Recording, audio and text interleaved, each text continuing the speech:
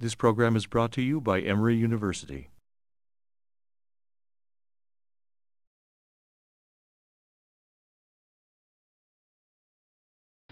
One of my strongest memories from childhood is the way my friends and I heaped scorn on any boy who we thought threw like a girl. We believed that throwing well was every male child's birthright, a gift of nature, much like the option to toss off our shirts for summer basketball games or to urinate on distant shrubbery in great golden arcs. We invariably mocked anybody who couldn't throw a baseball with grace and power. 40 years later, when I started to read up on the mechanics of pitching, I found out what ignorant chauvinists we'd been. Fish gotta swim and birds gotta fly, but nothing whatsoever about the human body, let alone the bodies of boys in particular, is engineered naturally to throw a baseball. Hands, arms, and shoulders of humans have evolved perfectly and naturally for grasping, lifting, punching, or clubbing things, maybe in a pinch for tossing or dropping them.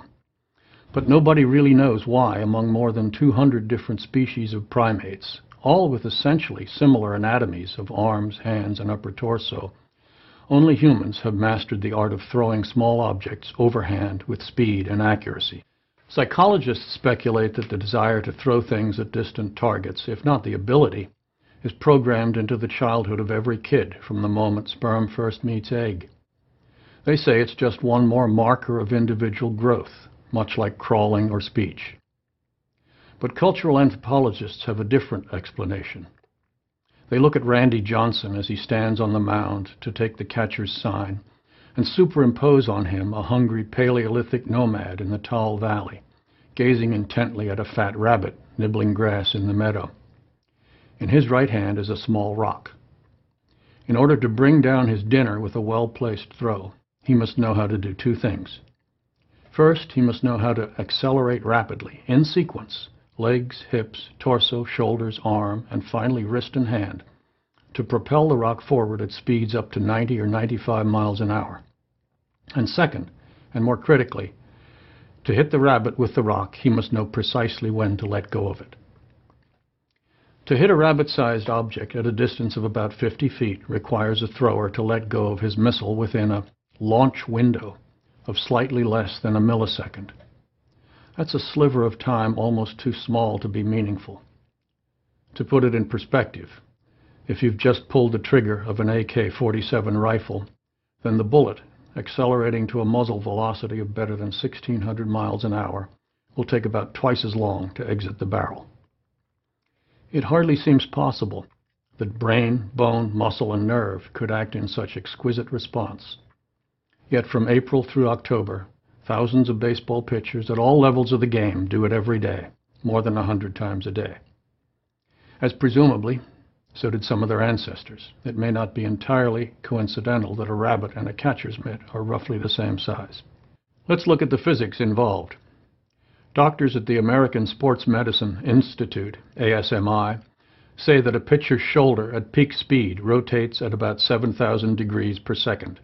That's equivalent to about 19.5 revolutions per second. A full circle, of course, is 360 degrees, or about 1,200 revolutions per minute, roughly the speed of the propeller of a taxiing Cessna. It represents the fastest measured motion of any human activity. Nothing any human does is faster. During the initial phase of the throw, the arm accelerates from 0 to 90 miles an hour in about 3/10 of a second, which would be a lethal force for a body if it were applied over a sustained period. One of the ASMI research team, Glenn Fleissig, calculates that about 80 Newton meters of torque is a measure of twisting force, 80 Newton meters of torque act on a top pitcher's elbow when he throws a fastball. That might not sound like much until you put it in everyday terms. Hold a ruler at its end, extend it horizontally, and then imagine trying to keep it level with a 60-pound weight sitting on the opposite end.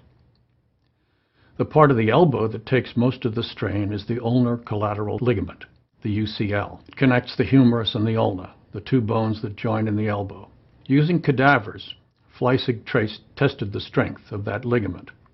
The typical braking strength, braking torque, 80 Newton meters. same as the torque exerted on the force on the shoulder when the pitcher throws. A pitcher's shoulder takes a similar beating.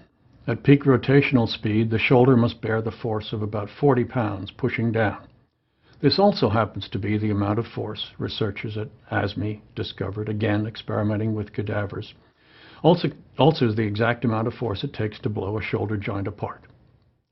When Smokey Joe Wood, a great pitcher early 20th century, when he said it felt like his arm was going to fly off when he threw, he wasn't far from wrong.